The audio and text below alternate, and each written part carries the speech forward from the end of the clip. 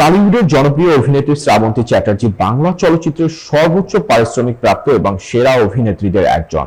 Cinema প্রেমীরা তাকে যেভাবে চেনে সেরূপে এখনো তিনি আছেন। সম্প্রতি এক পডকাস্টে শ্রাবন্তী নিজের চেহারা ও লুক নিয়ে খোলাখুলি কথা বলেছেন। তিনি বলেন, ভগবান আমাকে যেভাবে তৈরি করেছেন আমি সেভাবেই আছি। মাঝে মাঝে ওজন বাড়ে কমে, তবে মুখটা একই থাকে।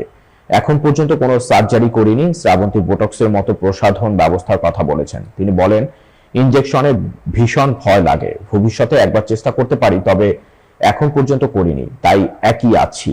অভিনেত্রী এই মন্তব্যের মাধ্যমে স্পষ্ট করেছেন যে নিজের প্রাকৃতিক সৌন্দর্য এবং পরিচিত চেহারা ধরে রাখতেই তার লক্ষ্য। বর্তমান সময়ে তার কাজ ও ব্যক্তিগত জীবন উভয়কে কেন্দ্র করে আলোচনার জন্ম দিয়েছে। এই খোলাখুলি মন্তব্য নেট মাধ্যমে দ্রুত ছড়িয়ে পড়েছে।